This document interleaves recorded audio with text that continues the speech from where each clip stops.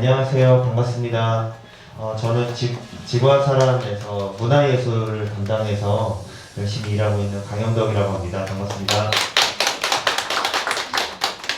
오늘 이야기를 처음 시작했지만 이야기를 그렇게 제일 많이 할 존재는 아니고요. 아티스트 분들의 이야기를 많이 들을 수 있는 시간이 될 것 같고 어떤 그 이야기의 진행을 맡게 되었습니다. 그리고 함께 이야기 진행을 맡게 되신 현재 씨를 소개드립니다. 네, 안녕하세요. 저는 지구한 사람에 파견돼서 한 6개월 정도 같이 예술인분들하고 활동한 리더 예술인 현지혜입니다. 먼저 이 사업에 대해서 조금 말씀을 드리면 한국예술인복지재단에서 하는 파견예술인 지원 사업이라는 사업이고요. 그리고 오늘 실제로 한국예술인복지재단에서도 오늘 나와주셨어요. 그래서 사업은 사실 그 5월부터 10월까지 6개월간 진행이 되었고 사업이 이제 종료가 되었지만 저희가 초반에 같이 함께 이야기 나눴던 어떠한 결과를 뭔가 가져갔으면 좋겠다. 어떠한 형태로든 그게 뭔가 기업의 이익이 아니고 아니면 아티스트한테 무리가 가지 않는 선에서 어떤 우리 시간들이 무료있는 것을 우리가 함께 나눌 수 있으면 좋겠다라는 것이 이제 오늘 이제 보고 계신 어떤 시간이 되었고요. 그리고 이제 그래서 지난 6개월간의 시간을 나누게 되었고 그간에 이제 처음에는 이제 지구화사람에서 이제 공부하는 그 토마스 베리 생태 신학자이고 지구학자이기도 하신 토마스 베리의 책 중에 지구의 꿈이라는 책으로 공부를 하게 되었습니다. 그래서 저희가 그거에 대해서 어떻게 쉽게 받아들여지지 않는 부분들도 있었고 어떤 것들은 좀 울림 있는 부분들도 있었고 각자가 또 다른 형태로 이렇게 서로 이야기를 많이 나누게 되었는데 그 시간을 거쳐서 또 와일드로그 야생의 법이라는 어떤 기후변화 관련된 프로젝트를 얼마 전에 그 콥26에서의 한 프로젝트 일환인데 거기 기획서를 쓰면서 또 지구한 사람을 알아가는 또 시간을 갖게 되었습니다. 그 시간을 거쳐서 자유롭게 이제 활동들을 하다가 사실 이 사업이 뭔가를 기업 이제 저희는 이제 기업 기관으로 이제 지원을 해서 선정이 된 지구화 사람이고요. 그리고 같이 매칭이 된 5분의 아티스트 분들인데 이게 또 이게 예술인 분들의 그 복지 관련된 어떤 차원과 그리고 이제 새로운 기업과의 어떤 만남을 통해서 이루어질 수 있는 어떤 뭐 일자리 창출이 도 될 수가 있고 아니면 그걸로 인해서 파생되는 새로운 에너지가 이제 중요한 것일 텐데 어떤 오늘이 이제 또 그 만남의 날이기도 하고 그 장이기도 합니다. 그래서 저희가 지구의 꿈을 잇는 시간 그리고 기후변화 프로젝트를 응모하는 시간 거쳐서 지금 6개월간의 활동을 하게 되었고요. 그리고 그 활동의 모습들을 그냥 간단하게 사진들을 모아서 스케치 영상 2분짜리가 있는데 그걸 먼저 한번 보시고 또 이 얘기 오늘의 메인 이야기를 또 진행해 보도록 하겠습니다.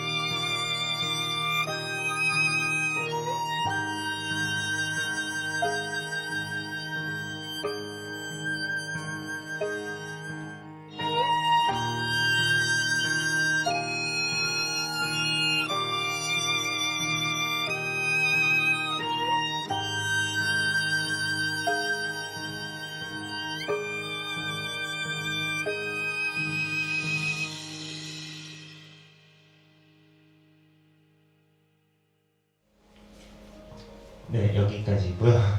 이렇게 저희가 이제 6개월간의 시간을 통해서 지금의 전시랑 형태까지 오게 되었고, 그동안에 저희가 느꼈던 어떤 이야기들이나 오늘 전시를 하는 작품들에 대한 이야기들을 지금부터 나눠보도록 하겠습니다.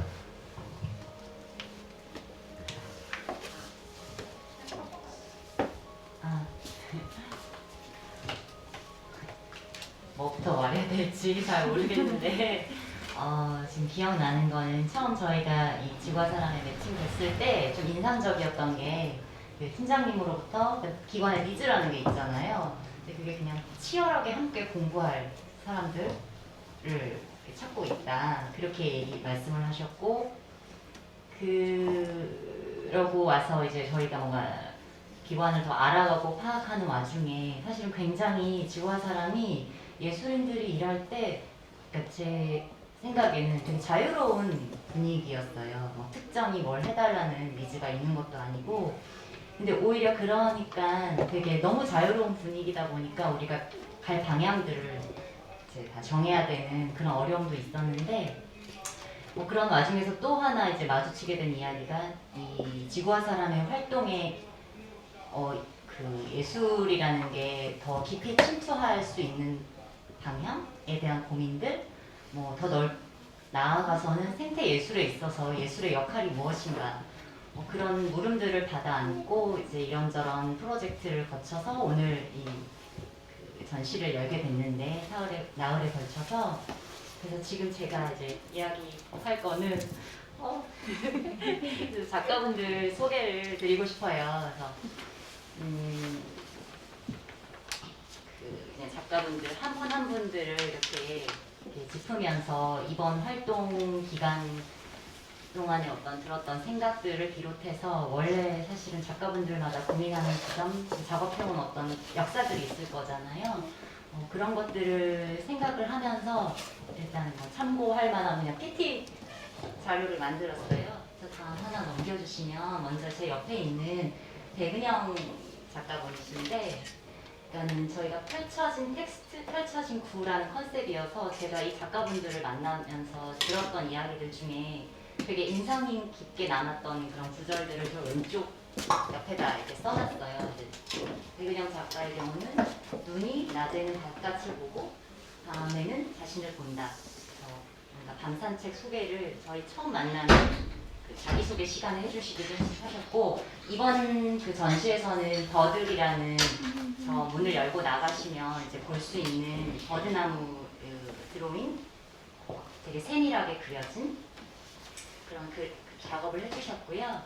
그래서 일단 마이크를 넘겨서 그냥 뭐 작업 소개를 해주시면 될 것 같아요. 안녕하세요. 저는 백은영이라고 합니다. 만나서 반갑습니다.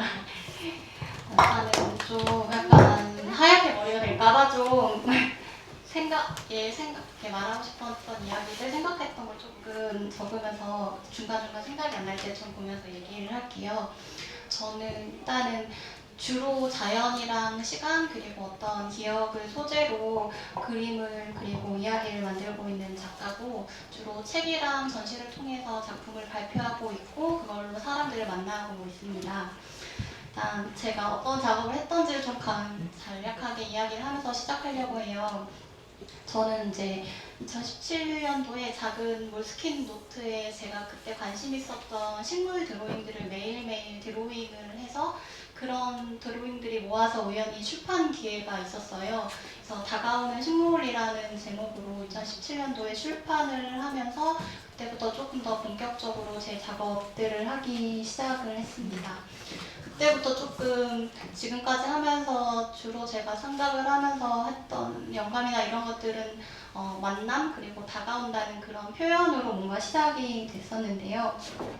그게 어떤 사람과의 인연일 수도 있고 어떤 사건이나 경험일 수도 있고 그리고 그 사건으로 인한 어떤 경험일 수도 있고, 제가 살아가면서 마주하게 되는 그런 감정이나 만남들을 그런 것들 중에 인상이 깊고 뭔가 기억에 잊혀지지 않는 것들을 주로 소재로 이야기를 풀어가고 있고, 그게 저한테는 좀 자연이라던가 요즘엔 환경, 어떤 공간에 대한 이야기를 풀어가고 있어요.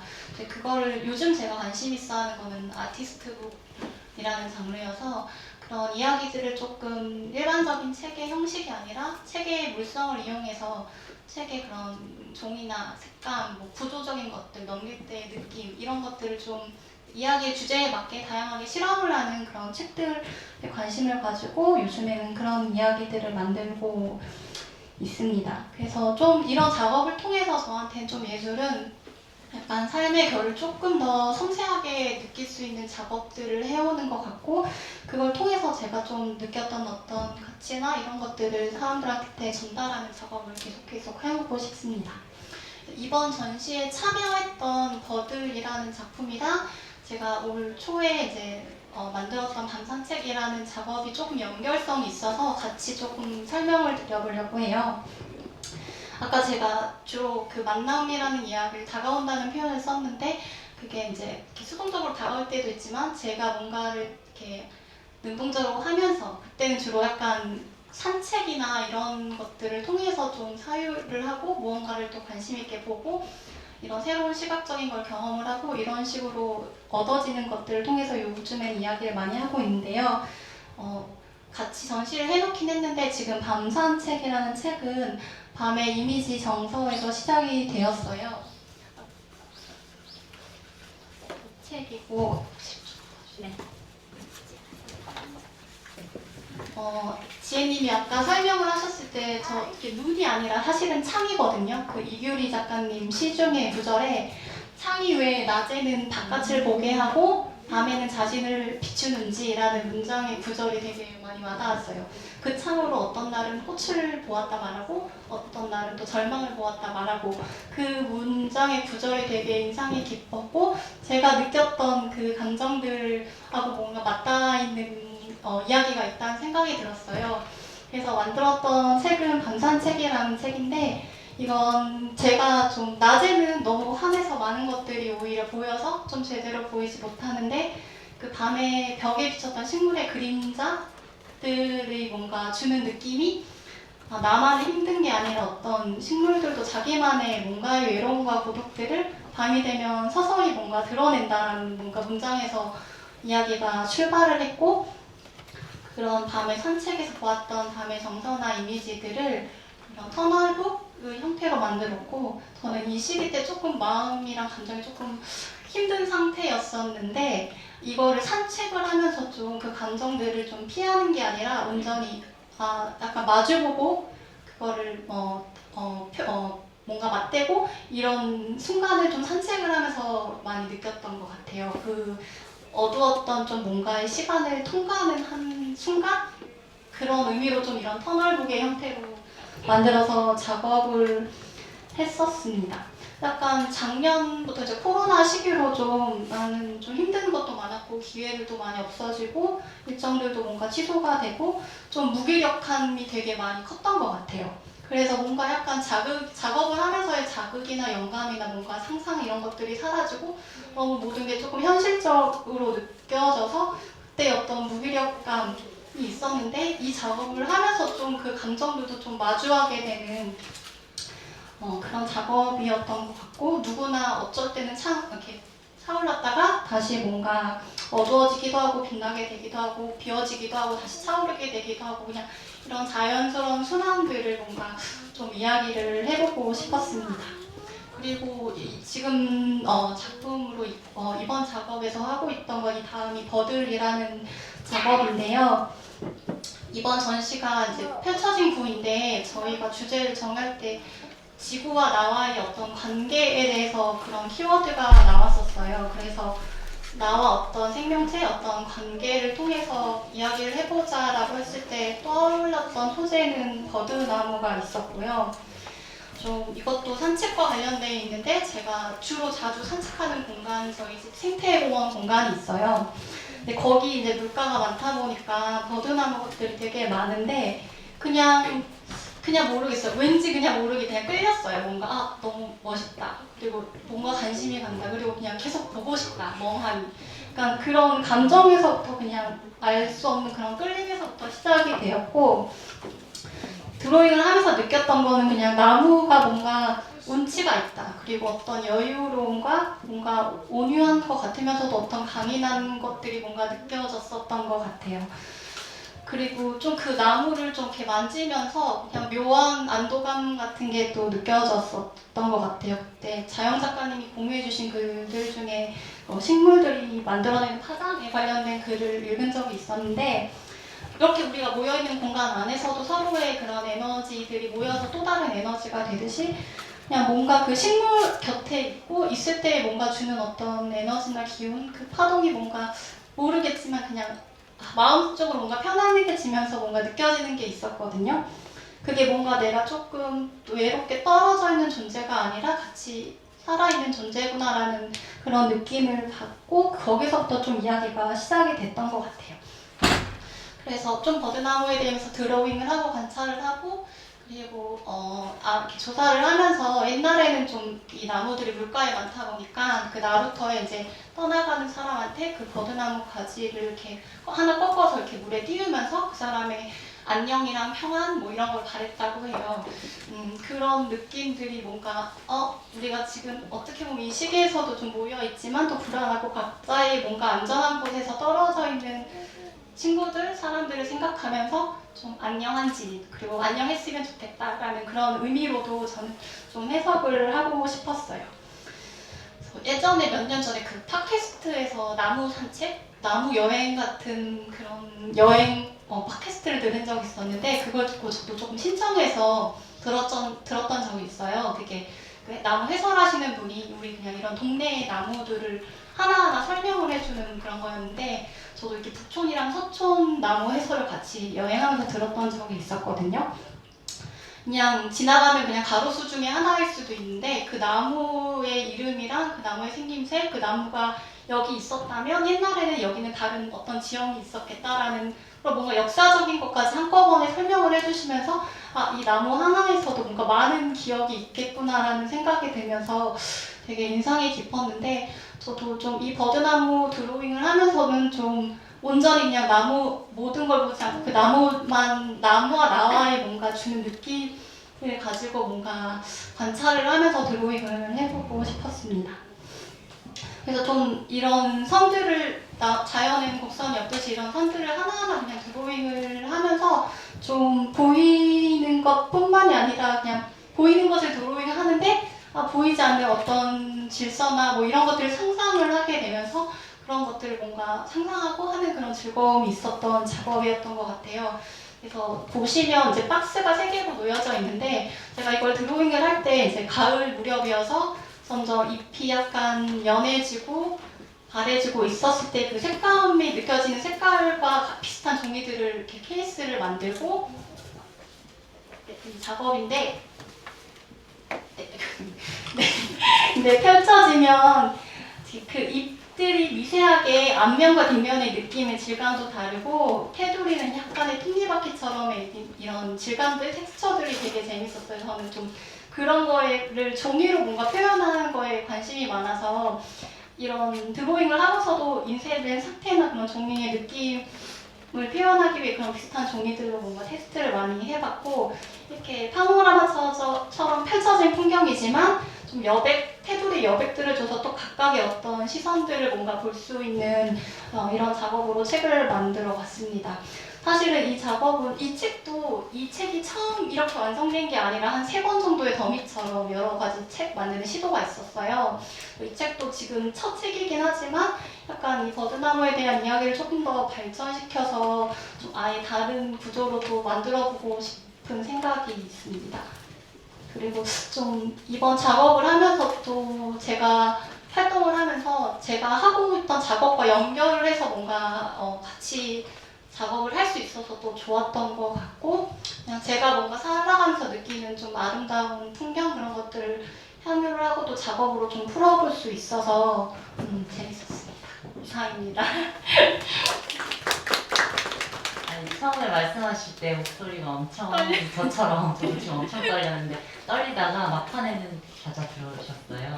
그래서 설명을 해주셨는데 저는 그 백은영 작가가 아까 다가오는 식물, 그러니까 다가온다라는 게 처음 그 작업 이야기를 들었을 때 되게 다가왔었어요.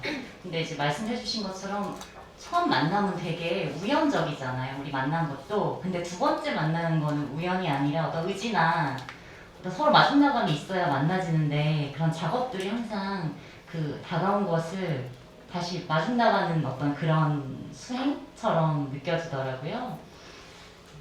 그리고 이 작업에서 저는 되게 그런 생각이 들었었는데 사실은 이렇게 놓여 있으면 잘 몰라요. 이 안에 들여다봐야 되는데 그 들여다 보려면 그러니까 내가 되게 작아져야 되는구나 이런 생각이 들었어요. 근데 이 버들 작업도 되게 세밀한 그림인데 그냥 보통 눈길 스쳐가는 식으로는 사실은 많은 것들이 보여지지 않는 작품?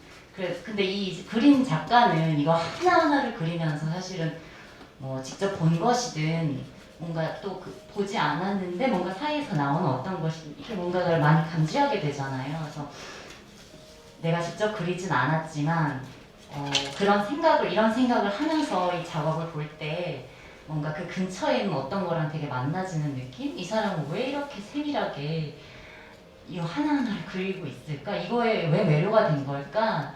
이런 생각들을 좀 하게 됐었어요. 그러고 이제 다음 이유리 작가님인데요. 아 맞아, 윤자영 작가님. 제가 너무 떨려서 사실 여기 쪼그려 앉아 있으니까 좀 덜 떨려서 이렇게 앉아 있는데 윤자영 작가님은 연극 이제 만드시는 분인데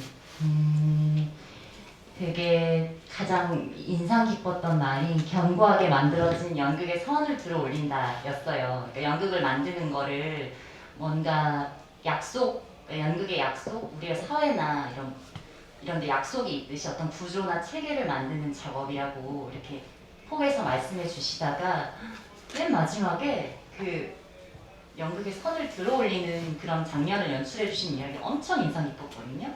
그러니까 사실 그 약속을 어떻게 보면 뭐 깨뜨린다고 볼 수도 있고 그렇게 공들여 만든 것, 그래서 그런 지점에 제가 되게 관심이 많았고 네, 그렇습니다. 그럼 자연 작가님 뭐 작업이랑 네. 뭐 하고 싶은 말씀 해주세요. 저는 윤자영이고요. 저는 앞에 연극을 만든다고 소개를 해주셨는데 사실 제가 만드는 게 연극이라고 생각지는 않고 좀 더 복합적인 공연의 형식을 띈 것을 만들고 있는데 주로 극장에서 작업을 하고 있고 시각예술에서 퍼포먼스랑 관련된 작업들도 하고 있어요. 그래서 좀 드라마라든지 표현적인 움직임의 형식이라기보다는 좀 개념적인 행위 혹은 텍스트의 배열, 이미지 같은 것들을 위주로 작업을 해오고 있습니다.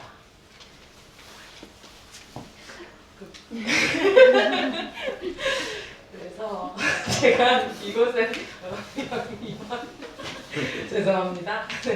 제가 여기 바로 앞에 놓여있는 등을 굽혀 읽는 것이라고 하는 이번에 여기서는 텍스트 작업을 해보게 됐었어요. 근데 사실상 처음 거의 글을 쓰는 작업을 해본 것이었고 제가 이곳에 와가지고 뭔가 공연을 만드는 것도 어렵고 그러니까 저희가 텍스트라는 어떤 책이라는 걸 기반으로 작업을 해보자 라고 하면서 처음으로 그러니까 저는 오히려 굉장히 좀 강박적이고 딱딱한 성향을 좀 가진 사람이어서 오히려 편하게 그냥 에세이 같은 형식의 그런 생각들을 남기는 글을 좀 써보자 하면서 시작이 됐었습니다.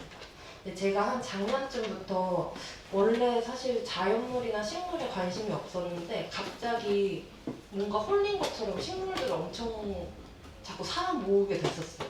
근데 그게 모으다 보니까는 개수가 뭐 한두 개가 아니고 이제 집에 한 칸을 다 차지해버리게 되고 하는 과정이 있었는데 이제 그러면서 사실 이 파견 사업을 하면서 지구와 사람이 그래서 이제 눈에 들어오고 이 기관과 만나고 싶다는 선택을 하게 된 것들도 있었는데 그 과정이 마냥 되게 낭만적이거나 막 식물과 같이 공존하는 평화로운 그런 과정들은 아니었었고 그래서 오히려 내가 이 희귀한 것과 뭔가 수집하는 것을 어떤 식물이라는 종으로 욕망하는 방식이라든지 그러니까 되게 많은 생각들을 이 기관에서 같이 그런 세미나를 하고 하면서 생각들을 하게 됐었던 것 같아요. 여기서 작업을 할 때 막 내가 여기서 어떤 예술 작품이라고 하는 것을 남기고 가는 것보다 이 지구와 사람이라는 곳이 예술하고 만나는 시작점에서 예술가가 평소에 어떤 생각을 하면서 사는지를 좀 남기고 가면 좋겠다, 그런 흔적들을, 그런 생각을 하면서 식물에 대한 한 3가지 파트의 글을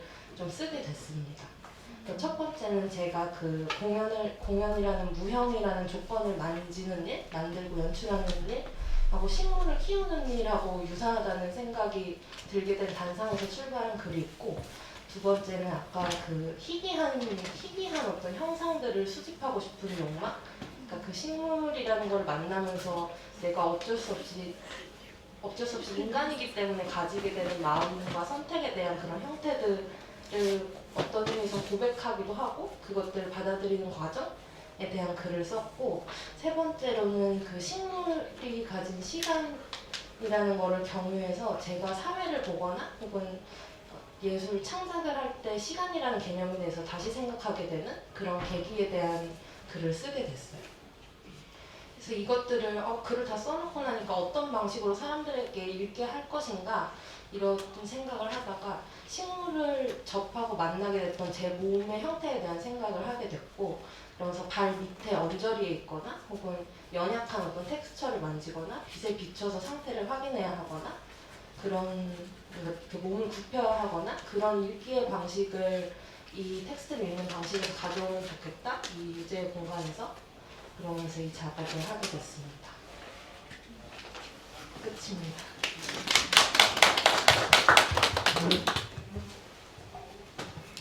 말씀을 너무 잘해주셔가지고. 네, 저 옆에 계신 오몽이는 지혜 작가님의 따님이십니다. 이제 말씀을 잘해주셔가지고 다음 작가님으로 넘어갈게요. 이유리 작가님은 뭔가 처음 들었을 때 그 인공생명하고 소프트 로보틱스로 작업을 한다고 해서 너무 생소한 분야고 잘 모르겠는 거여서 되게 인상이 깊었어요. 그리고 사실은 유리 작가님은 진짜 저한테는 주옥 같은 말씀을 너무 많이 해주셔가지고 옮겨 적어둔 말이 되게 많은데, 그 중에 하나 어떤 생명의 기본이 문화로부터 부여받은 정체성을 압도하는 경험 이야기가 저한테는 되게 인상적이었고, 그게 아마 저기 왼쪽에 적혀진 어떤 작업을 하면서 미국 유타주에 레지던시 갔을 때 어떤 경험 얘기를 저희랑 공유해 주셨었어요. 근데 그때 해주신 말씀이 다른 작업도 그렇고 지금 곰팡이 읽기에서도 사실은 계속 꾸준히 이어지고 있는 그런 이야기이고, 정말 저는 이렇게 어떤 구조화나 체계를 잡는 걸 왜 이렇게 못하나 모르겠어. 사실은 머릿속에는 되게 드리고 싶은 말이 이렇게 많은데 다 적어왔는데도 이게 안 되네요. 그래서 일단 곰팡이 읽기 작업을 비롯해서 작업 이야기라든지 저희 활동 이야기라든지 드시는 생각들을 말씀해 주세요. 네, 안녕하세요. 저는 이유리고요. 로보틱스로 작업을 하고 있는 유미디어 작가입니다. 제가 곰팡이에 관심을 갖게 된 것은 제가 올해 그리고 내년에 그 진행하고 있는 프로젝트에서 그 지의류가 가진 지능을 그 로보틱스에 대입을 하는 그런 그 프로젝트를 진행을 하고 있기 때문에 처음에 그 지의류가 뇌가 없는 어떤 자연의 생명체가 보여주는 어떤 놀라운 지능의 발현에 굉장히 충격을 먹었었고, 그리고 그것이 굉장히 놀라웠어서 그것을 다루는 과정에서 곰팡이에 관심을 갖게 된 것 같아요. 제가 주로 개발을 하고 있는 그런 로보틱스들이 보통 이제 인간이라는 것을 디폴트로 해서 인간이 가진 어떤 고도의 지능이나 아니면 인간의 신체의 기능 이제 이런 것들을 디폴트로 해서 개발이 되는 경우가 많은데, 저 같은 경우는 인간보다는 자연계에 존재하는 굉장히 다양한 생명들의 양상에서 그 모델을 갖고 오는 경우가 많아요. 그래서 대안적인 로봇, 소프트 로봇 같은 것들을 많이 그 탐구를 하게 되고 그것을 작업 속에서 구현을 하려고 그렇게 노력을 하게 되는 것 같습니다.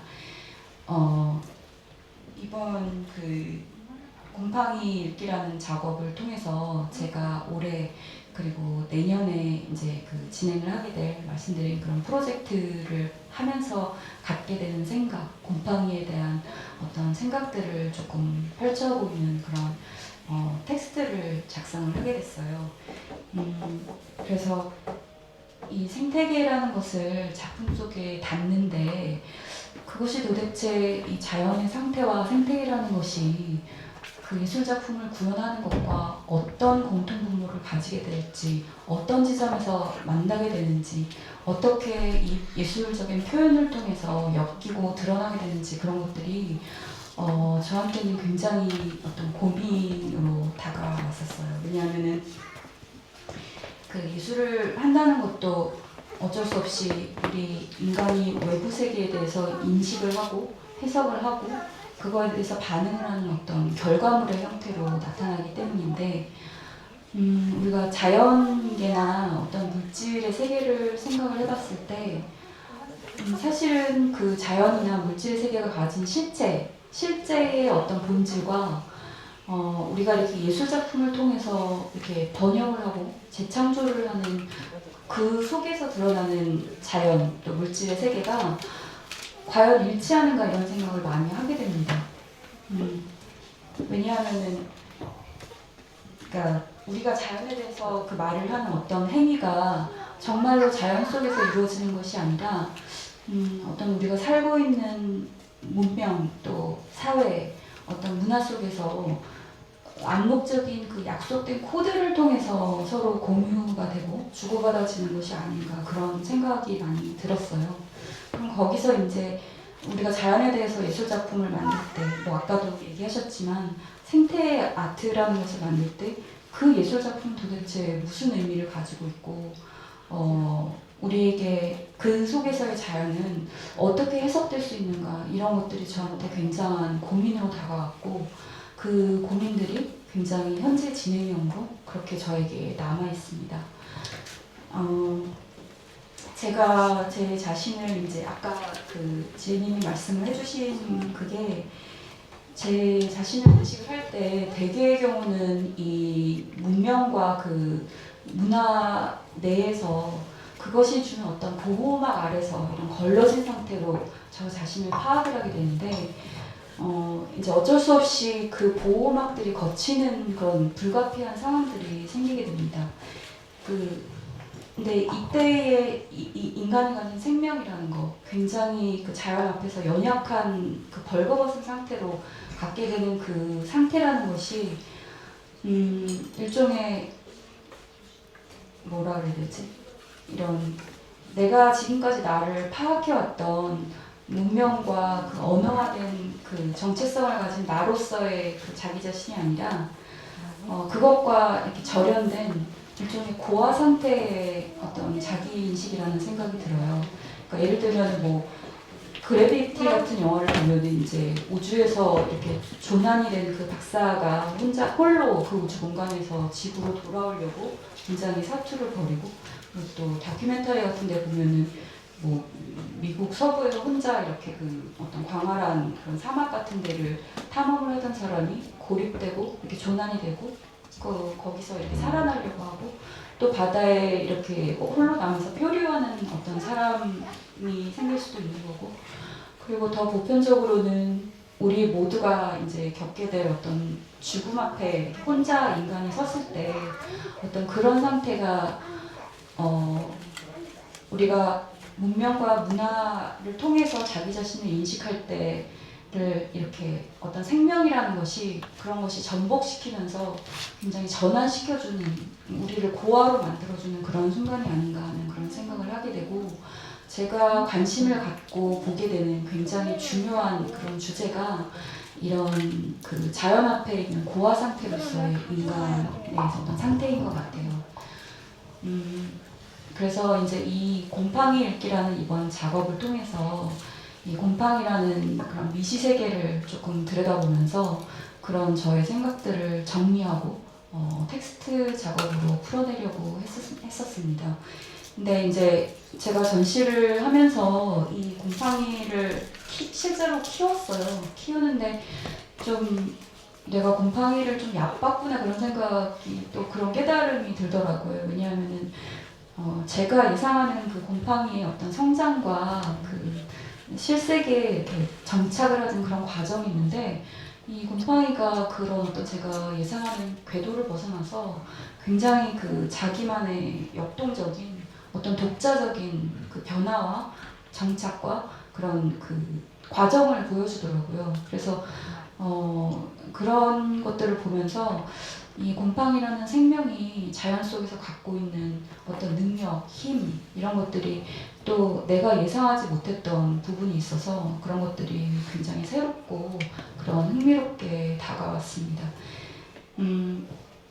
이런 어떤 자연이나 그 물질 세계를 보면은 어떤 운동의 양식이 있다는 생각이 들어요. 그러니까 우리가 그거를 인간이 파악할 수 있는 어떤 사고의 형태로 전환을 하는, 그러니까 인간의 사고의 형식으로 전환을 하기 위해서 그것에 대해서 어떤 수학적인 그 모델링을 부여를 하기도 하고 어떤 그런 데이터를 이렇게 정렬을 해서 우리가 알아들을 수 있는 형태로 이렇게 분류를 하기도 하는데 이제 그런 것들이 보통 과학의 연구, 자연에 대한 과학의 연구에서 많이 이루어지고 이런 그러니까 디지타이즈하는 작업, 디지털로 바꾸는 그런 과정 속에서도 많이 이루어지는데 생각을 해보면은 우리가 과연 이 자연의 운동 상태를 완전히 그렇게 우리가 파악할 수 있는 사고의 형식으로 전환할 수 있는가? 그런 어떤 수학적인 물론 수식이 굉장히 복잡하긴 하겠지만 그런 형식으로 전환할 수 있는가를 생각을 해봤을 때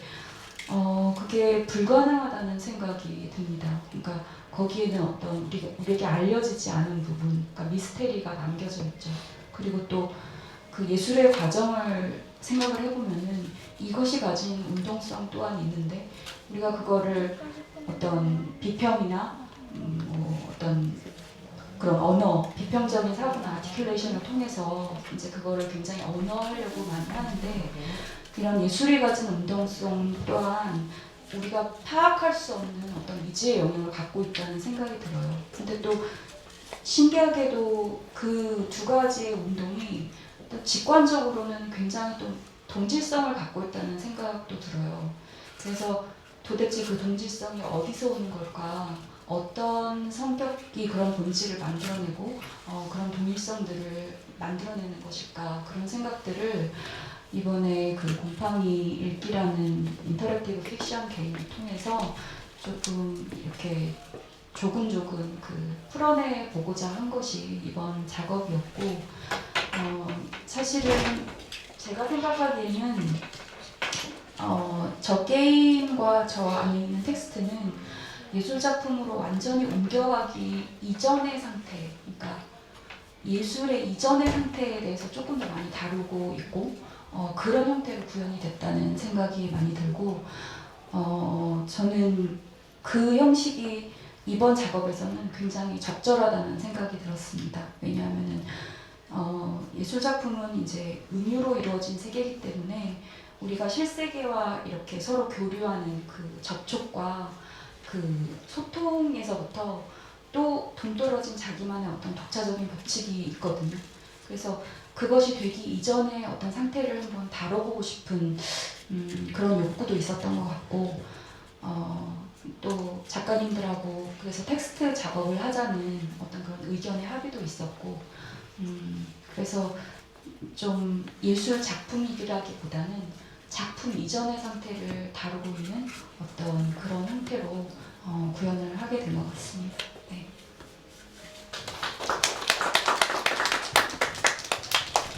네, 잘 들었습니다. 정윤선 작가님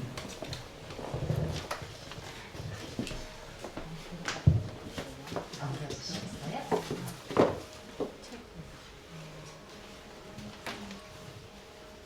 네, 반갑습니다. 주말에 이렇게 시간 내주셔서 여기까지 발걸음 해주셔서 감사하게 생각합니다.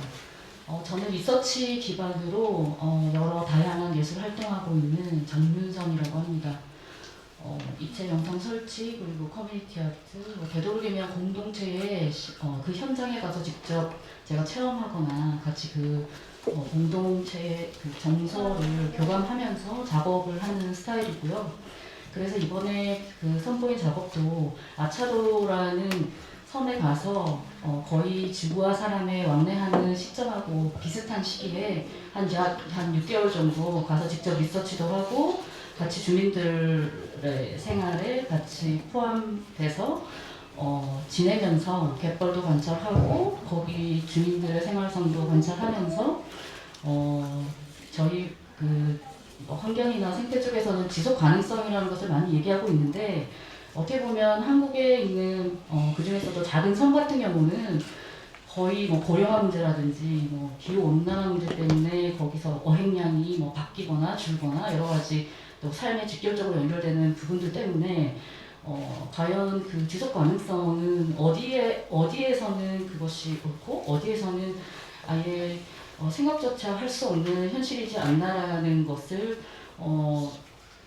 몸소 많이 체험하게 된 현장이었던 것 같아요. 그래서 곧 유인섬에서 무인섬으로 바뀌는 섬을 조명하면서 그곳에서 일어나는 여러 가지 문제들을 마주하게 됐는데 그 중에서 이번에 선보인 Y 갯벌 이야기 같은 경우는 지금 한국에서 갯벌이 처한 문제점 중에 하나가 바지락 양식을 하고 있는 곳에서 속의 출현으로 인해서 그 바지락 양식이 폐사 지경에 이르고 어촌에 계신 주민들께서 삶에 되게 타격을 많이 받는다는 그런 뉴스를 접하고 거기에 저의 상상력을 조금 얹어서 픽션 텍스트가 완성이 됐고 저쪽 옆쪽 방에 가시면 이제 그 일련의 어떤 텍스트북에 영상 뭐 스케치라든지 아니면 관련 오브제들이든 그런 거를 이제 보실 수 있으세요. 저는 지구와 사람하고 인연이 되면서 어떻게 보면 처음에 소개해 주셨던 것처럼 그 지혜 씨가 저희 같은 경우는 예술인이지만 그래도 어떤 예술로 확연 사업을 통해서 어떻게 보면 지구와 사람이라는 기관을 만나게 돼서 저희가 갖고 있는 어떤 예술적 역량들이 이런 공동체 속에서 어떻게 발현될 수 있는지도 실험을 하는 것이고 또 그 안에서 예술과도 저변 확장이 될 것이고 또 기관에서도 예술로서 어떻게 의미 확장하면서 어떻게 같이 시너지를 내면서 유인하는 그런 목적이 있기 때문에 최대한 그 목적이나 또 저 개인적으로 예술가로서의 어떤 성숙적인 단계를 생각하면서 주제를 최대한 저희가 공부한 범위 내에서 많이 잡아보려고 노력했었고요. 그래서 처음에 토마스 베리 세미나에 참여해서 접했던 지구의 꿈 중에서도 특히 자연과 저희가 교감을 이른 부분, 그러니까 공감할 수 없는, 그러니까 친교라는 단어, 그리고 뭐 자연 안에 있는 어떤 영성이나 이런 뭐 솔직히 이런 단어들 때문에 처음에 읽기가 되게 조금 부담스럽기도 했으나 계속 읽고 또 두 번째 세미나에 참여하고 하면서 인간 중심주의에 너무나 매몰되어 나의 어떤 내 활동들도 끝내는 한 곳밖에 바라볼 수 없구나 하는 것을 많이 절감했고 그래서 최대한 생명 중심주의, 생태 중심주의의 관점으로 작업을 한번 진행해 보자고 생각했고 그리고 되도록이면 토마스 베리가 말한 것처럼 인디안 부족의 얘기나 아니면 원시 생활 얘기나 뭐 공동체 얘기나 이제 그런 얘기를 많이 하셨기 때문에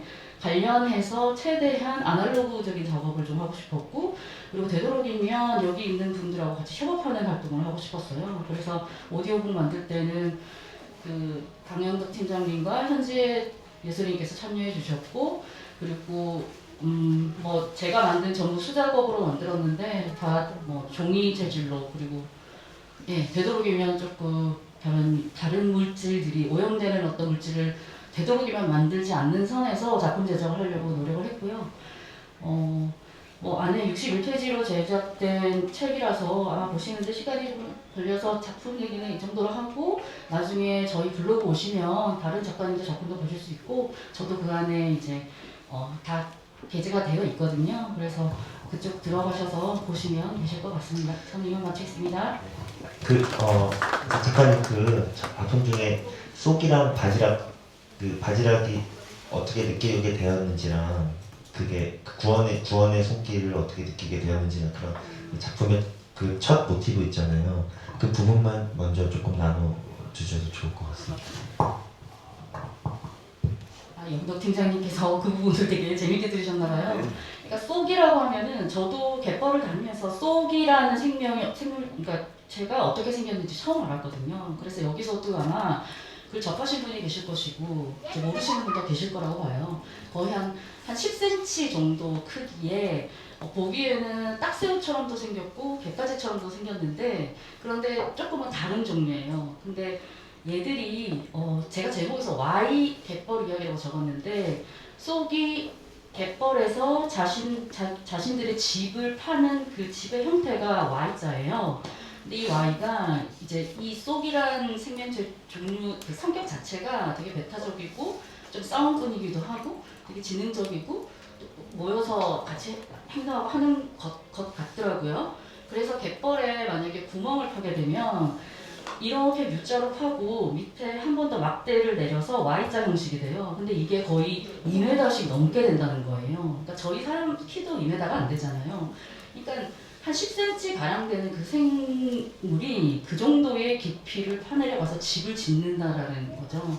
그래서 얘들이 출현을 하게 되면 일단 바지락의 서식 환경은 한 8에서 10cm 정도만 물 위로 올라왔다가 이제 물 또 지극 속으로 다시 파고 들었다가 하는 그러면서 뭐 1시간에 1리터씩 정화작용을 하거든요. 물도 삼키고 다시 내뱉고 하면서 그래서 갯벌에서는 바지락은 거의 자연 정화에 하기 위해서는 어패류들이 꼭 있어야 된다고 말을 하고 있거든요. 근데 쏙이 그렇게 Y자로 집을 파게 되면 일단은 그 바지락이 10개 다리를 가진 쏙 입장에서는 그렇게 그 바다지렁이처럼 이렇게 기어서 다니지만 바지락은 우리가 알다시피 그렇지가 않잖아요. 그러면 그 구멍에 이제 쏙쏙 빠지게 되는 거죠. 그러면 바로 숨구멍이 막히게 되고 그리고 두 종이 먹는 음식 그러니까 먹이도 이제 같아서 그러니까 식물 플랑크톤이라든지 데트리커스라든지 박테리아 종류 같은 이제 그런 거기 때문에 먹이사슬 그러니까 경쟁이 될 수가 없는 구조가 된다고 해요.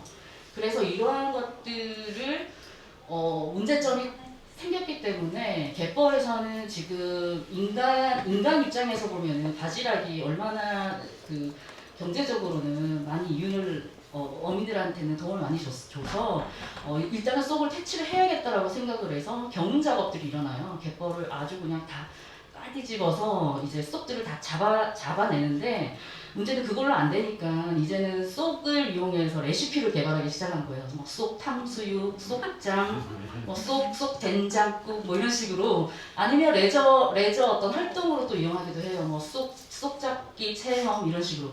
그러니까 정말 인간은 대단하잖아요. 어떻게 보면.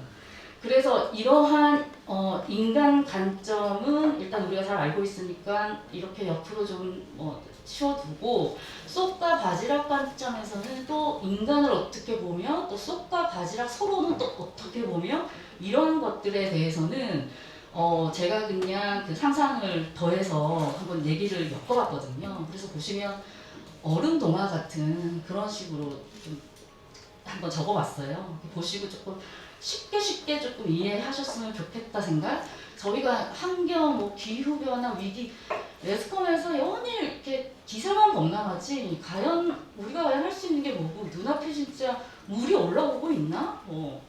모른다는 거죠. 그래서 저는 어떠한 조건들을 조금 형성해서 그 안에서라도 인식을 지속적으로 해야 된다고 생각하는데 전시하는 차원은 일종의 하나의 그 방법이고요. 저희가 전시를 함으로써 또 여러분들께서 보시고 서로 공감할 수가 있으니까 또 1차적인 방법이고 되도록이면 그러한 어떤 인식할 수 있는 적극적인 방향에서는 좀 쉽게 다가가고 자연스럽게 다가가고 하는 점에서 또 오브제 사용에서도 그 부분을 신경 써서 안에 들어가셔서 이렇게 프레쉬를 들어서 그 바느질 되어 있는 천에 보시면 그게 이제 빛에 반응하게 돼 있어요. 그래서 그런 것도 조건을 줘야만 우리가 깨달을 수밖에 없는 어떤 처참한 현실 그런 것들을 조금 빙자해서 한번 그렇게 만들어 봤습니다.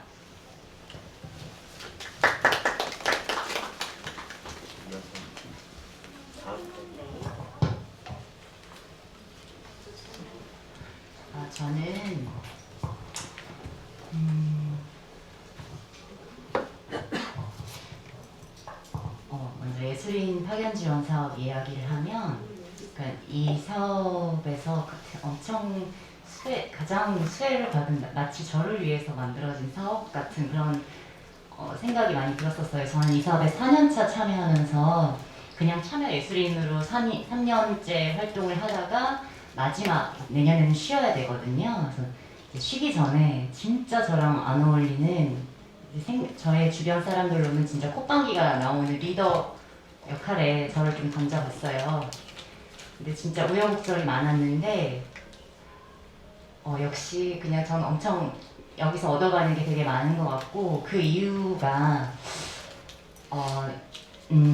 저는 원래 그 베이스가 춤 과학을 전공하다가 춤에 확 빠져가지고 진로를 확 바꾼 케이스거든요. 그래서 안무가들이 만드는 작업에 무용수로 이렇게 활동을 했었어요. 그래서 한 10년 정도 활동을 하다가 드라마 트룩이라는 그 무용 작업을 만드는 일에 뭔가 말로 설명될 수 없는 되게 다양한 방법으로 협력하는 그런 일을 하고 있는데 그러면서 내가 작가라기보다는 작가의 그 곁에서 또는 그 거리가 또 왔다 갔다 해요. 바로 곁에 붙어서 작업을 할 때가 있고 굉장히 그 작업의 과정 자리에 있을 때가 있는데 어떤 작가라는 존재가 지금 말씀을 이제 들으셨다시피 어떤 자기 세계가 있는 것 같아요. 자기 세계가 있고 뭔가 그게 뭐 영구적인 것은 아니지만 계속 뭔가 손질하고 부서지기도 하고 다시 만들기도 하면서 이루어지는 그런 구조들, 체계들이 있는데 저로서는 그게 이제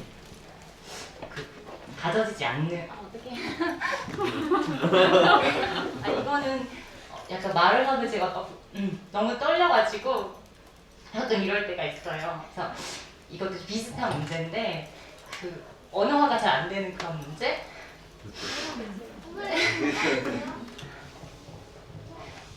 그래서 그런 존재들을 그런 우주를 여행하는 그 뭔가 우주 여행자 뭐 어떨 땐 이방인 같기도 하고 어떨 땐 어떤 파견된 특사 같기도 하고 그런 것들을 이렇게 들여다보는 근데 약간 그러니까 어딘가 모르게 이방인적인 그런 존재로 있어 왔고 그러면서 저의 숙제가 그런 거예요.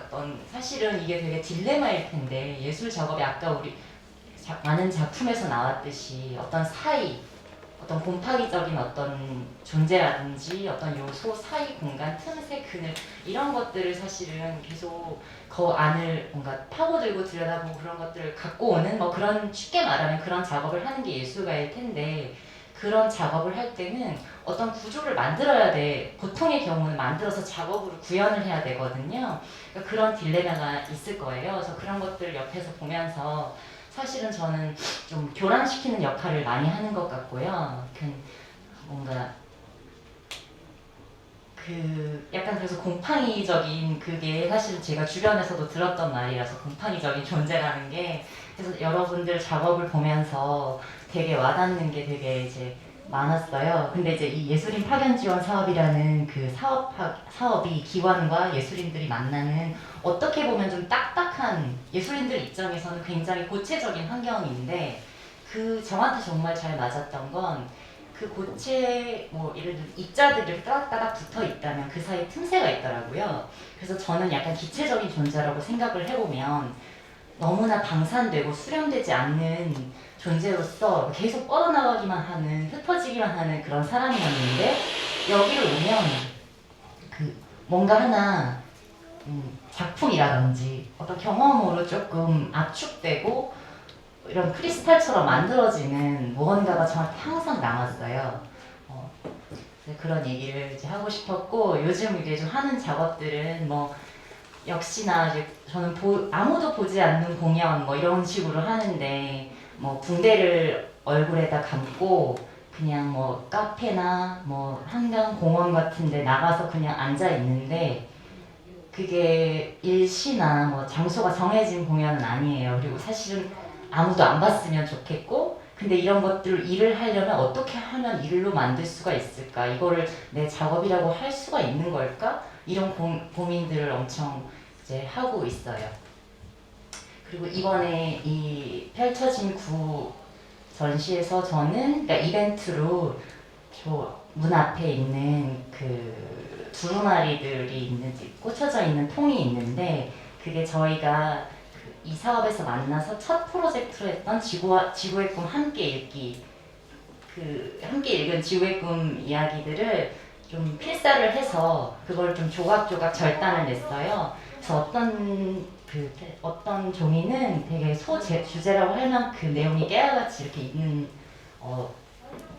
조각들도 있고 어떨 때는 뭐 한 조각 한 문장 이렇게 짧은 그래서 좀 절단을 해서 이제 취지는 여기 오시는 분들한테 그 지구의 꿈 조각 뭐 글귀를 나눈다 하나씩 가져갔으면 좋겠다. 근데 그걸 읽고서 어떤 의미나 이런 거 파악되지 않아도 왜냐면 맥락을 모르는 상태에서 글귀 하나를 딱 맞닥뜨렸을 때 뭐 잘 모르잖아요. 근데 그런 채로 그냥 가져갔으면 좋겠다. 근데 하지만 또 우연하게 저게 약간 점을 치는 점괘를 뽑는 그런 형식을 갖추고 있어서 여기 오신 분들이 좀 이렇게 뽑아서 이제 가끔 그런 경우가 있더라고요. 약간 자기의 지금 이슈나 자기가 뭔가 생각하고 있었던 거랑 진짜 딱 한 부분, 한 지점 만나는 부분이 있기도 하더라고요. 그래서 지금 그 작업을 이렇게 했습니다. 네.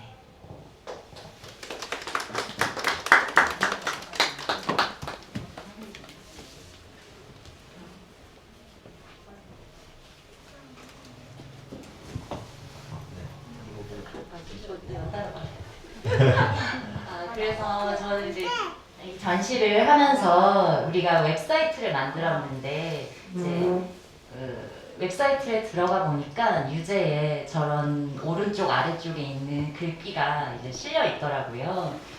그러니까 추사 김정희 글인데 특히 저 위쪽에 그러니까 솜씨를 다 쓰지 않고 남기어 자연으로 돌아가게 하고 이 부분이 정말 많이 와닿았어요.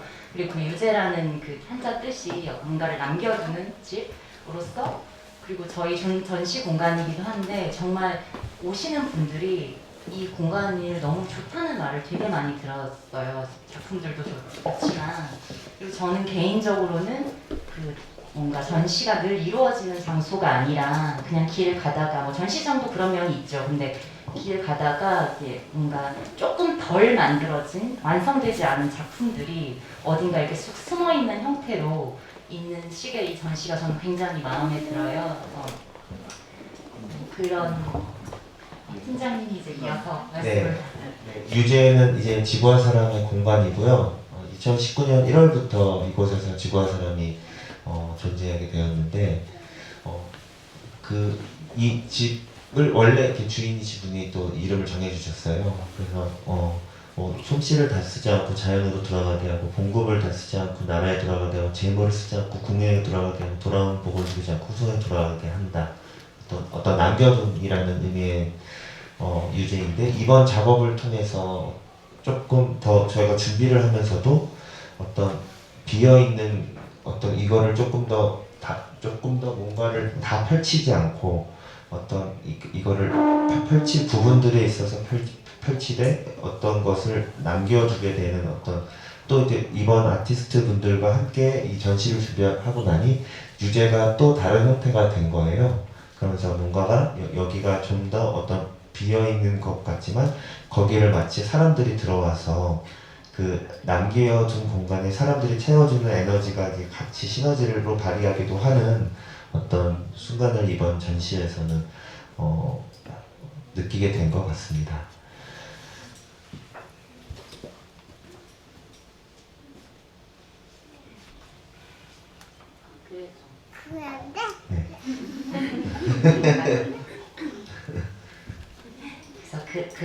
그래서 저희 이제 펼쳐진 구가 혹시 그 전시 서문에 이제 앞뒤로 이제 맨 마지막에 그 추사에 아까 이렇게 언급한 그 문장이 있고 맨 앞에 있는 우리가 태초의 설계를 볼 수 있는 시간도 있을 것이다. 그것은 마치 양피지에 쓰인 글자처럼 나중에 쓴 글자를 지우면 본래의 글자가 나타나는 것과 같다. 이게 지구의 꿈의 맨 마지막 구절이에요. 그래서 사실은 3번이나 전 읽었는데 그 기억이 없다가 이번에 자르면서 이제 알게 됐는데 그러니까는 뭔가 예술 작업도 그렇고 뭐 문화라는 것도 그렇고 철학이라는 것도 그렇고 항상 뭔가 다시 쓰여지는 작업, 썼던 걸 지우고 다시 쓰고 이런 작업인데 이게 사실은 아주 오래전에 인간이 처음으로 뭔가 동굴 속에 이제 벽화들 같은 게 있잖아요. 그런 동굴 벽화를 이제 과학적으로 이렇게 이렇게 뭔가를 탐지를 해보면 뭔가를 그리고 다시 그 위에 지우고 다시 그 위에 그림을 그려주는 일들이 되게 비일비재한 것 같아요. 그 이후에도 이제 인간이 종이를 만들어서 양피지에 글을 남기게 되면서도 그때는 종이라는 게 너무나 귀했기 때문에 계속 썼다가 다시 지웠다 다시 쓰는 이런 일들이 되게 계속 반복이 되더라고요. 근데 저는 이 유재 공간에서 이게 우리 전시가 열리고 있지만 사실은 곧 지워질 것이기도 하잖아요. 그리고 뭔가가 새로 쓰이기도 할 거고 우리 각자의 활동도 그럴 거고 지구와 사람의 활동도 그럴 거고 뭐 그런 이야기들을 사실은 모아갖고 그 펼쳐진 구는 뭐 그러니까 뭔가를 기울이면 펼쳐진다. 왜 술 따를 때 술잔을 기울이면 술이 따라지듯이 그게 그 지구의 꿈을 읽었을 때 되게 인상 깊었던 부분인데 그러니까 인간이라는 존재가 우주와 지구의 양식을 이렇게 반영하는 존재라는 그 부분이 되게 인상적이었는데 사실 지구가 삐딱하게 기울어져 있잖아요. 그 자전축이 그랬기 때문에 펼쳐지는 어떤 생태의 다양하고 다채로운 모습들. 근데 우리 전시를 준비하고 같이 활동을 했던 이 예술인들 그리고 이제 뭐 팀장님이랑 이런 사실 비슷한 게 보였어요. 그러니까 뭔가 서로 되게 기울어진 각도들도 조금씩 다르고 어떨 때는 마음이 다쳐서 안 기울어져서 그냥 아무것도 사실은 나눌 수 없는 순간들도 있었고 어떨 땐 너무 기울어져서 뭔가 다 쏟아져 버리는 순간들도 있었고 근데 그 기울기를 계속해서 조율해 나갔던 활동인 것 같아요. 그래서 이제 5명의 작가들이 서로 뭔가 기울여져서 펼쳐진 어떤 텍스트의 형태로 그런 것들이 지구 생태가 펼쳐지는 형태와 되게 약간 포개져서 그런 식으로 이제 마련해본 전시입니다. 그리고 마지막으로 저희가 그 두루마리 지구의 꿈 조각들을 그냥 뽑아서 지금 저희들이 계속 이야기를 했는데 이제 오신 분들이 이제 펼쳐서 읽어주시고 같이 그거를 듣는 시간을 이제 가져보려고 해요. 네. 저희가 제가 먼저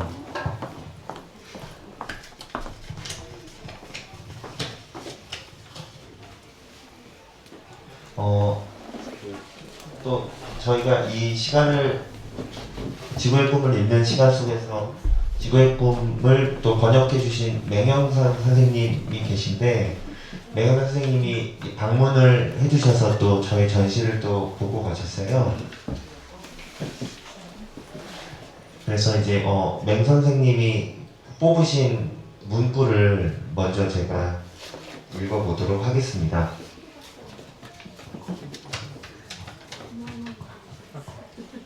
29번째 문구이고요. 지구의 꿈. 우리가 현재 진입하고 있는 생태학적 시대는 지금까지 있어 온 과학기술 시대를 보완하면서도 서로 상충되는 관계에 있다.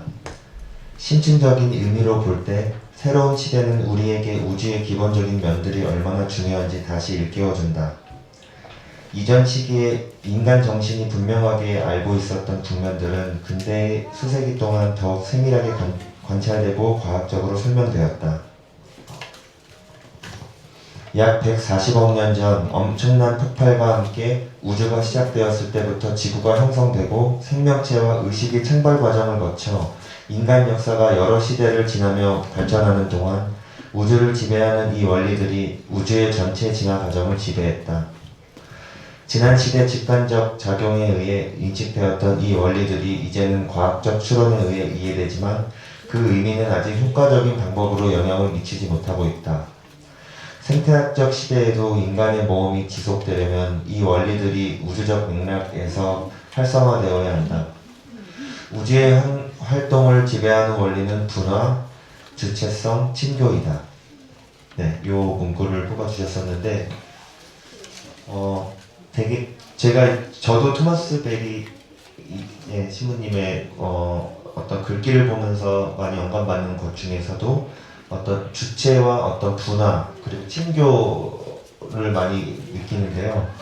주체성은 제가 갖고 있는 어떤 주체성, 말 그대로 어떤 저희 퍼스널리티가 될 수도 있고 저의 제가 있는 어떤 그 자체였을 텐데 이번 활동을 통해서 작가님들하고 되게 다양한 시간이 있었던 것 같아요. 다채로운 시간이 있었는데 근데 저희가 다양하다는 거를 알게 됐어요. 그게 처음에 다양해서 힘들어요. 그래서 빅뱅이 일어나기도 하고 그러면서 뭔가가 폭발이 일어나서 저희의 또 다른 시간들이 각자의 시간이 되기도 하는데 그런 시간들이 이제 분화를 통해서 어떤 다양한 분화를 통해서 다시 만났을 때는 그 전과는 완전히 다른 상태인 거죠. 마치 세포가 이렇게 얽히고 섞이고 가는 것이 또 이게 이제 다른 세포가 되어서 이미 그 전 세포로 돌아갈 수 없듯이 이제 또 다른 형태의 어떤 지금의 만남도 지금 이 순간도 그렇게 지나가고 있는데 그냥 그런 시간들 속에서 저는 그 다양하다는 것을 알게 되었다는 것이 저한테는 되게 큰 어떤 사건이었고 그리고 그것이 그것대로 존재를 하는 것이 굉장히 큰 작용이라는 것도 저한테는 좀 인상이 깊었고 오늘 되게 즐거운 마음으로 이렇게 마지막을 함께 할 수 있는 것을 즐거운 마음을 안고서 또 마지막까지 최선을 다한 마음으로 왔습니다. 그래서 이제 저는 이렇게 맹현서 선생님께서 뽑아주신 글귀를 읽었는데요. 한번 저희 돌아가면서 한번 이 오늘 만난 문장이 어떤 식으로 본인과 연결이 될 수 있을지 어떨지 그건 잘 모르겠으나 그래서 한번 마이크를 대고 뭔가 이 문장을 읽어보는 시간을 가져보면 좋을 것 같습니다. 먼저 혹시 먼저 읽어주실 분 계신가요?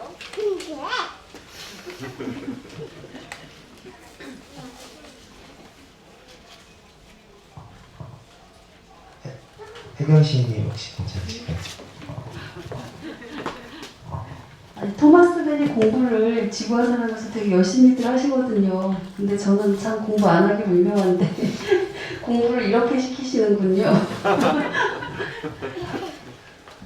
웃기지? 지구의 꿈 79.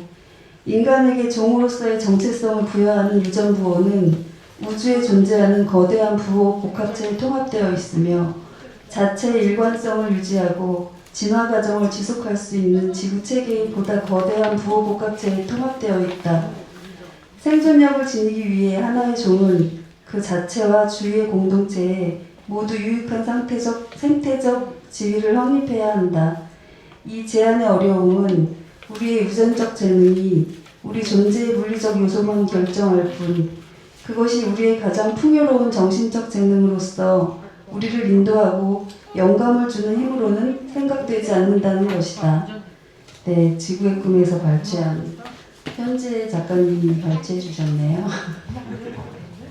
저는 오늘 너무 저도 파견 지원 사업에 참여한 적이 있어서 저는 문학 쪽이었고 그때 뭐 영화, 미술, 음악 뭐 4명이랑 같이 했었는데 되게 이제 저는 이제 이 과정들을 보면서 그냥 재밌는 얘기를 들려주시는 걸 듣는 마음이 아니라 얼마나 힘드셨을까가 먼저 생각이 들더라고요. 왜냐면 이게 기업하고 예술가들을 매칭을 해주는 건데 보통 제일모직이나 메일유업 같은 데가 아니잖아요. 지구와 사람이. 그래서 그 분명한 니즈가 있고 가면은 이제 뭐 같이 작업하고자 하는 것들이 있는데 지구와 사람도 아마 첫 해였을 거예요. 그쵸? 예술 두 번째? 그래서 5분 예술가들이 어떤 것들을 과연 지구와 사람하고 뭘 할 수 있었을까를 그 과정들을 이렇게 생각해 보면서 결과물들을 보다 보니까 뭔가 그 옛날 시간들 6개월이 떠오르면서 되게 안쓰러운 마음이 전 같이 들어가지고 그리고 되게 재밌는 결과물들을 보게 된 것 같고 이런 생각들을 해보게 됐어요. 예술가들이 어디 매칭된 곳에 가면 제일 먼저 드는 그 자기 정체성의 문제.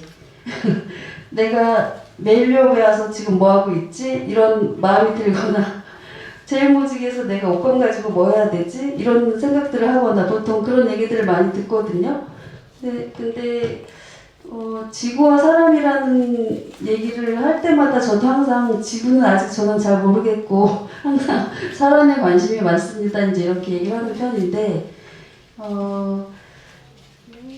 이 생태 환경 문제가 문제시 될 때 사실 그 문제시 되는 것들을 예술로 가져와서 우리가 그거를 내 작품 속에서 구현해내서 보여줘야 된다는 강박이 생기기 시작하면 그 작업은 일단 자기 작품을 할 때 되게 안 좋은 부분이잖아요. 불편해지기 시작하고. 근데 이 지구와 사람에서 어떤 시간들을 어떻게 보내셨는지 그것들이 일단 되게 궁금했어요. 저는 얘기를 쭉 말씀해 주시는 거 듣다가 처음 이 지구와 사람에 와서 도대체 이 한옥에서 뭘 어떻게 진행해 나가야 될까 하는 난감함들을 아마 가지셨을 것 같고 아까 좀 울컥하셨을 때도 약간 그런 마음들도 좀 느껴졌던 것 같고 예, 그래서 약간 되게 애를 많이 쓰신 작업들이라는 생각을 하게 됐습니다. 네, 잘 봤습니다. 감사합니다. 제가 사람들 앞에서 말할 때 이러면서 울 때가 있어요. 너무 긴장돼가지고. 근데 말씀해주신 부분들도 같이 올라왔다. 이번에 어느 분이 낭독을 해주실까요? 어머나 누가 낭독해줬어? 누가 읽어줬으면 좋겠어요? 지명이. 몰라? 한보영 변호사님.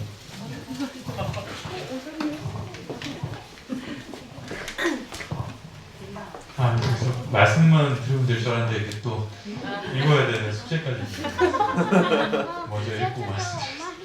지구의 꿈 25. 우리가 이처럼 거대한 규모로 행성 지구의 생명 체계를 파괴한 것은 어제 오늘 시작된 일이 아니다. 이 파괴는 사소한 계산착오나 학문적 오류, 계몽주의와 같은 이념 또는 산업시대 때문에 일어난 것은 분명 아니다. 이것은 인간의식이 내재한 어떤 거대한 성향의 증상이며 결과일 뿐이다. 이 성향은 인간의 발전 과정 그 자체의 깊은 근원에서 발생한 것이다. 실로 그 성향은 계시 체험들과 연결되어 있으니 틀림없다. 우리는 이 계시 체험을 인간 지성에서 일어난 체험 중 가장 심오한 것이라고 생각했다. 그리고 그 체험이 너무나 심오해서 어떤 신적인 실제로부터 오는 것이라고 생각했다. 우리의 가장 심오한 확신은 우주를 발생시킨 궁극적인 신기와 인간의 만남에서 야기된다. 네. 좋은 글 감사드리고요. 저는 그 예술인이 아니기 때문에 이런 예술인들과의 만남 좀 귀한 시간이라고 생각해요. 저는 요즘 이제 드는 어떤 화두랄까 그런 게 이제 나 자신 또는 세상과 마주하기 라는 것인데 저희 일반인들이 이제 살아가면서 마주한다는 것에 상당히 어색하고 낯설고 또 어떨 땐 고통스러운 그런 것이 있기 때문에 참 회피하면서 살아가고 있는데 예술을 보고 또 예술인들의 말씀을 들어보면 정말 어떤 우리 세계와 마주하신 분들의 이야기인 것 같아요. 그런 분들의 이야기를 저희 일반인들은 이제 그 시각이나 경험을 빌어서 경험하게 되고 그래서 귀한 시간이라고 생각하고 있고 오늘도 참 좋은 말씀 많이 들어서 좋습니다. 감사합니다. 그리고 혹시 지금 가셔야 될 분이 계셔가지고요. 네. 제가 잠깐 가르치겠는데 네네.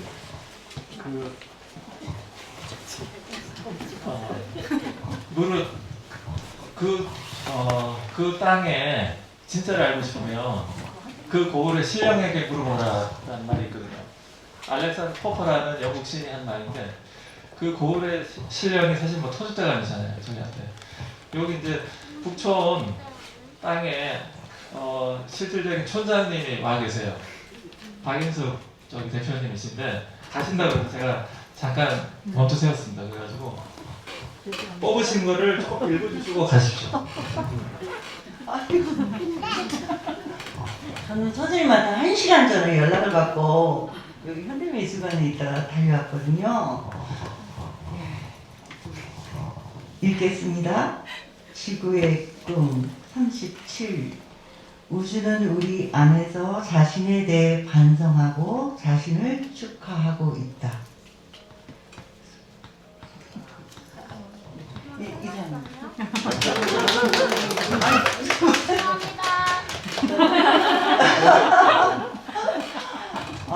제가 잠깐 여기 너무 짧은 시간에 무슨 말씀을 드려야 될지 모르겠으나 김남수 선생님하고는 오래된 인연이 있어서 선생님 아무튼 너무 반갑고 축하드리고 좋은 자리인 것 같습니다. 그래서 늘 이렇게 사랑방처럼 북촌에 오셔서 이렇게 지인들하고 항상 이렇게 토론을 하시던 모습이 생각이 났고요. 여전히 현재 진행으로 그러고 계시는구나 하는 걸 느끼고 갑니다. 축하드립니다.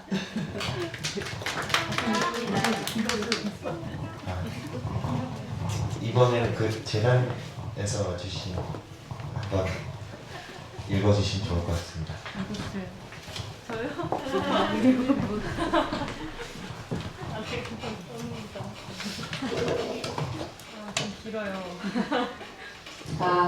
지구의 끝 84. 우리 시대 최고의 요구는 지구 공동체와 인간 존재의 상호 증진적인 관계를 통해 지구를 치유하는 일이다. 이러한 양상의 긴급함을 해결하려면 새로운 유형의 감수성이 요구된다. 이 감수성은 자연세계의 눈부신 모습에 대한 낭만적인 애착 이상의 것이다. 이 감수성은 보다 광범위한 활동 양식, 즉 자연의 즐거운 양상뿐만 아니라 가혹한 요구까지도 이해할 수 있는 감수성이다. 이 감수성은 다른 생명 형태들의 번성을 위해 인구의 감소까지도 기꺼이 받아들일 수 있는 감수성이다. 이러한 감수성이 생태학적 운동이라는 일반적 타이틀 아래 일반적으로 수행되는 다양한 활동을 통해 인간 공동체에 출현하기 시작했다. 뭐 질문이나 뭐 작가님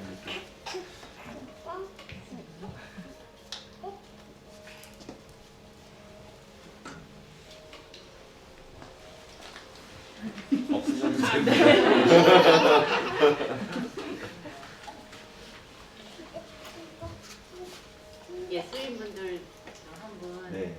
듣고 싶은데. 네. 먼저 한번. 제가 줄까요? 지구의 꿈 70.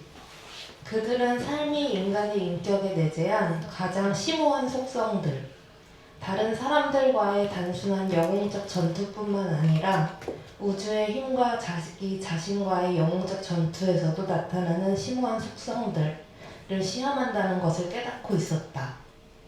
적들의 신성한 기능은 도전에 의해, 죽음의 도전에 의해서조차 영웅적 삶으로 나아가도록 서로를 도와주는 것이다. 그러나 이것이 효과적으로 이루어지려면 주인공들이 서로 평등한 관계에 있어야 한다. 끝입니다. 제가 연이어서 읽을게요. 네, 지구의 꿈 31. 원초적 에너지인 지구가 인간을 통해 내적으로 의식적인 표현을 추구하고 있으며 우주를 통해 외적인 완성을 추구하고 있음을 우리가 기억한다면. 네, 끝입니다.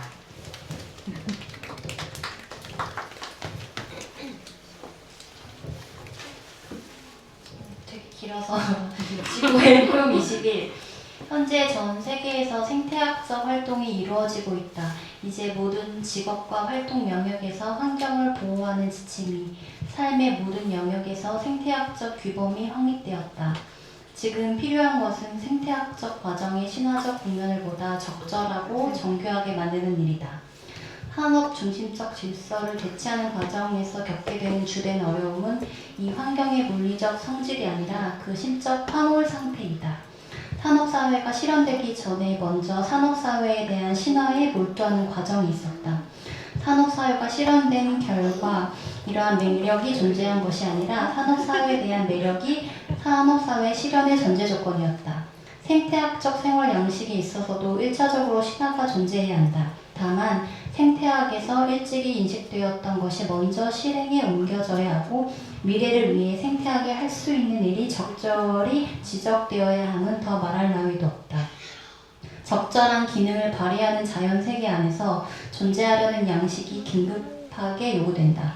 북미 대륙의 장려함에 매혹되지 않고는 그 보존에 필요한 에너지가 결코 우러나오지 못할 것이다. 우리가 생존에 필요한 만큼 물을 깨끗하게 만들려면 신선한 물의 실용적 측면 이상의 그 무엇이 우리를 매혹시켜야 한다. 비의 순수성을 회복하려면 비의 신비로움에 눈을 떠야만 한다.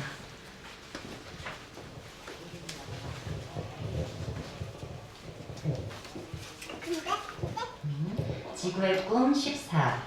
우리 인간은 복잡한 생명 공동체에 통합되어 있으면서도 법, 경제, 도덕, 교육 또는 기타 인간의 활동 분야에서 이 사실을 인정한 적이 없었다.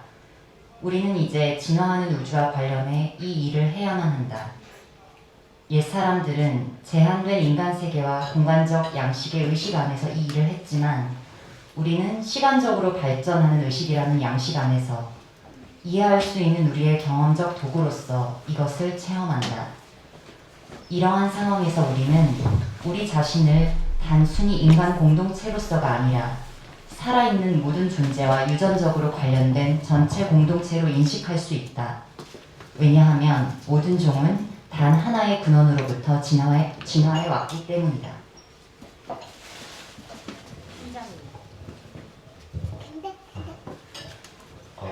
저는 그 냉 선생님 것을 또 읽었고 그 혹시 앞에 선민 씨 괜찮으실까요?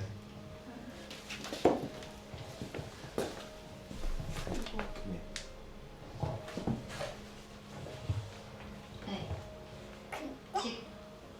지구의 꿈 38. 지금까지의 어려움은 우주 이야기가 단지 물리적 과정으로만 제시되어 왔다는 것이다. 그러나 이제 과학자들 자신이 우주의 경이와 신비에, 특히 우주의 성스러운 성질에 눈뜨고 있다. 또한 그들은 그들이 사용하는 과학적 표현의 신화적 차원을 체험하기 시작했다.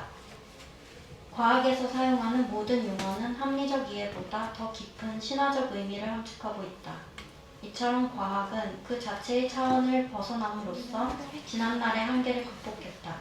브라이언 스임이 과학자들에 대해 논평했듯이 우주의 가장 경이로운 진실에 대한 그들의 체험은 일상 영역의 언어를 초월하고 폭발시키며 파괴하는 경이로운 차원을 보여주었다.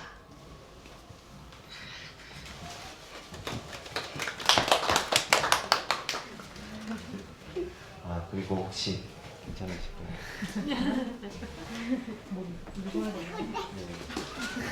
아까 뽑으신 쪽지 있을까요? 함께 읽어도 돼요.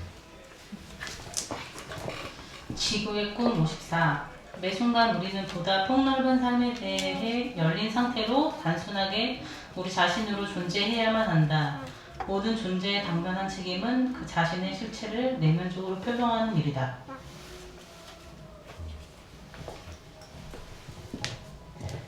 지구의 꿈 72. 이 통찰력은 우리 자신이 존재의 깊은 곳에 침잠해 있을 때 가장 확실하게 경험된다.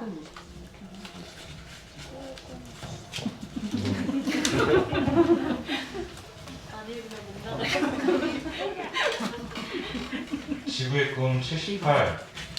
나의 제안은 우리가 우리 시대의 문화의 변화를 훨씬 넘어서는 어떤 변화를 성공시켜야 한다는 것이다. 우리는 인간 문화를 처음 발생시킨 유전적 명령으로 들으려야 한다. 우리는 이성에 앞서는 본능적인 자원으로 내려가 그 자원에 의존해 지속 가능한 인간 문화를 창안 내지는 재창안해야 한다. 지금 우리는 초월이 아닌 내월이 필요하고 두뇌가 아닌 유전자가 필요하다.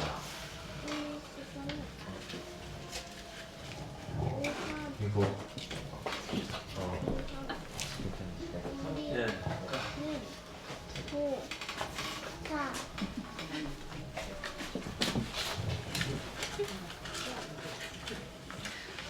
갑자기 없어졌네.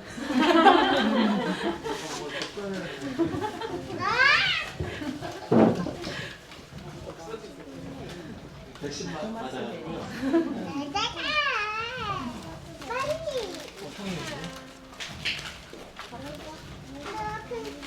새로 뽑으세요.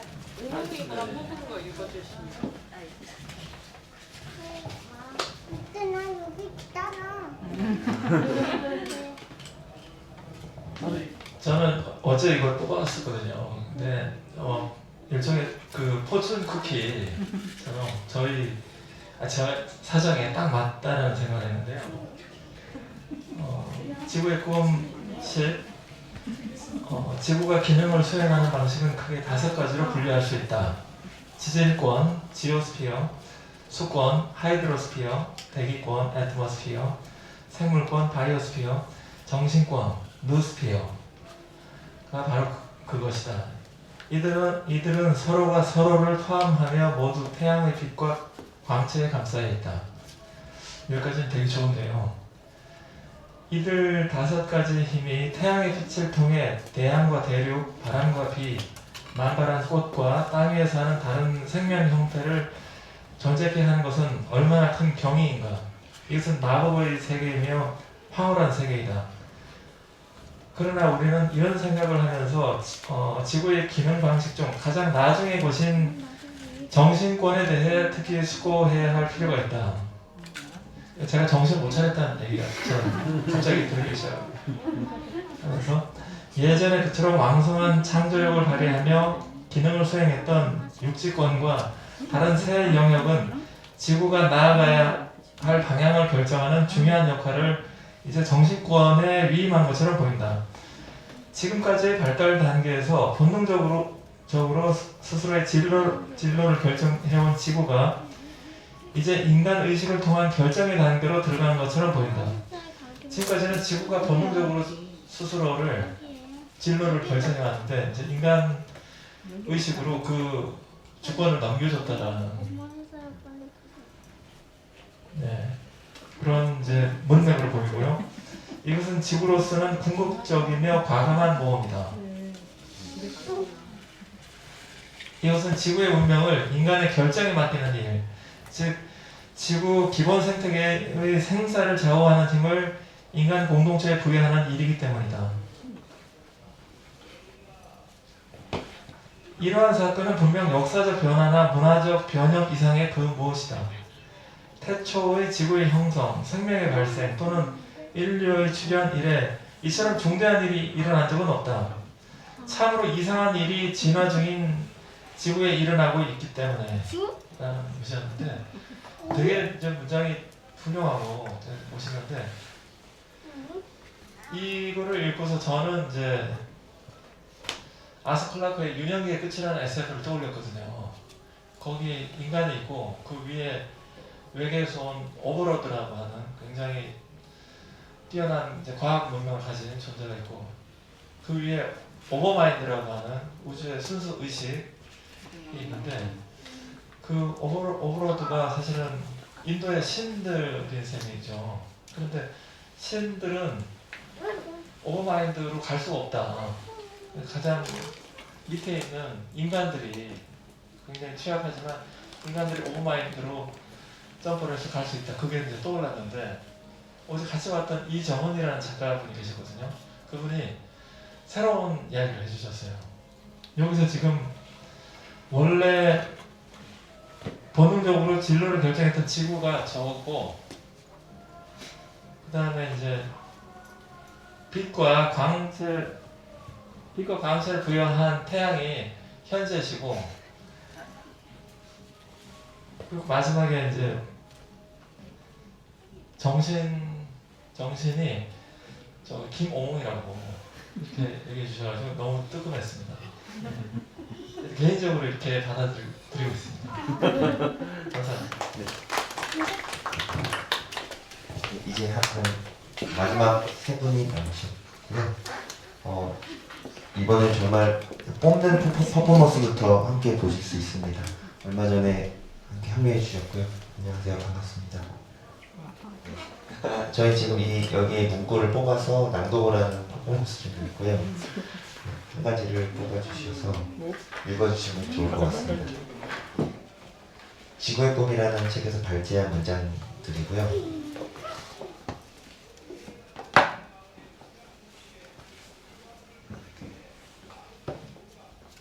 보자마자 엄마 이거 뭐예요? 그럼 너무 작아서 엄청 깁니다. 게다가 길기도 해.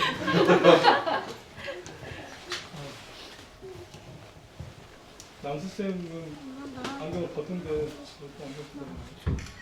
지구의 꿈 83. 우리는 우리 존재하는 내재하는 자발성을 통해 그 자신들을 표현하는 우주의 궁극적인 힘에 의지한다. 우리는 이들 자발성에 대해 천진하고 단순하게가 아니라 비판적인 평가를 하면서 다시 민감해질 필요가 있다. 우리의 유전적 재능과 이렇게 친밀해지고 유전적 재능이라고요? 유전적 재능 금방 알겠습니다. 이 재능을 통해 보다 큰 우주 과정과 친밀해지는 일은 우리 사회에 다시 등장하고 있는 인물 유형인 영매의 역할이다. 신성함에 관심을 가진 인간 유형 중 그 어떤 유형보다 영매는 우주의 신비가 내재된 먼 영역까지 여행을 떠났다가 인간 공동체가 가장 기본적인 수준에서 필요로 하는 비전과 힘을 가지고 돌아온다. 영매는 다양한 지구 피조물들의 언어를 말할 줄 알고 가장 잘 이해한다. 현재 우리 사회에는 영매라는 유형뿐만 아니라 정신 자체의 영매 차원도 등장하고 있다. 문화적 창조력의 시기에는 이러한 정신적 양상이 사회 전체에 널리 퍼져 그 역할을 하고 모든 기본적 제도와 전문적인 직업에서 나타난다. 위대한 과학자들은 이러한 정신적 차원을 통해 그들의 가장 훌륭한 연구를 수행한다. 이 영매적 직관은 역사가 주로 한 국가나 국가들 사이에서 이루어진 것이 아니라 인간과 지구, 다시 말해 살아있는 모든 피조물들을 포함한 이 인간과 지구 사이에서 이루어지고 있는 현 시점에서 특히 중요하다. 네, 정말 중요한 것 같아요. 감독님 혹시? 안녕하세요. 정말 빠짐없이 다시 할 줄은 몰랐습니다. 네, 저는 지구의 꿈 44를 보았습니다. 거의 모든 과학 용어에는 합리적 이해 이상의 신비를 담고 있다. 과학 활동의 중심에는 신화적 의식이 깊이 스며들어 있고 과학적 발견에도 신화와 상징의 역할이 있다. 감사합니다. 마지막 대표님.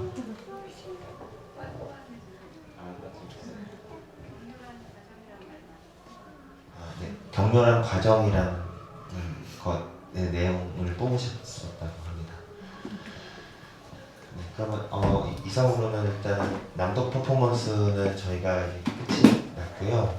그리고 마지막으로 혹시 오늘 전시를 보시고 하면서 작가님께 질문이나 이런 것도 있으시면 지금 잠시 나눈 시간을 가지면 좋을 것 같습니다. 네, 안녕하세요. 저 박아연이라고 하고요. 예술 사업 담당하고 있는데 사실 오늘 이제 활동이 10월에 종료가 됐는데 이제 11월 지금 거의 막바지에 왔는데도 이제 이렇게 활동하고 계시는 거를 보고 좀 궁금해서 저희 팀장님이랑 이렇게 팀원들이랑 같이 오게 됐는데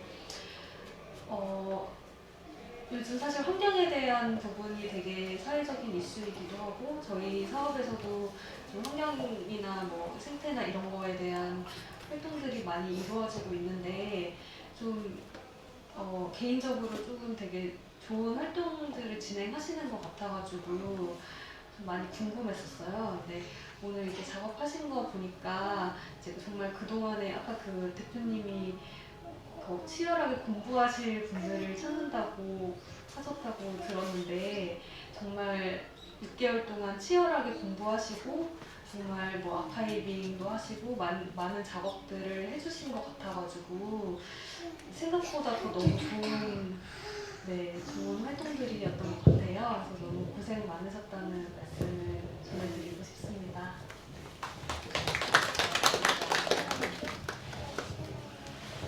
그러면 저희 이제 차라리 뭐가 자꾸 막 멀어지고 있는 것 같아요. 중력이. 그래서 저희 오늘 와인과 그리고 또 뭐 이렇게 사서 또 여기 좀 맛있는 떡볶이 및 순대튀김도 사와서 나누는 시간을 가지려고 하거든요. 그 시간을 가지면서 아직 전시를 못 보신 분들은 전시를 좀 더 즐기시고 그걸 이제 이게 보니까는 시간이 조금씩 걸리는 작업이라 이렇게 비어 있을 때 또 가서 채워주시고 하면서 뭐 와인도 좀 드시고 커피도 드시고 하면서 그런 주제에서 같이 함께 머무는 자리를 가지면 좋을 것 같습니다. 네, 그럼 이상으로 아티스트 토크를 마치도록 하겠습니다. 감사합니다.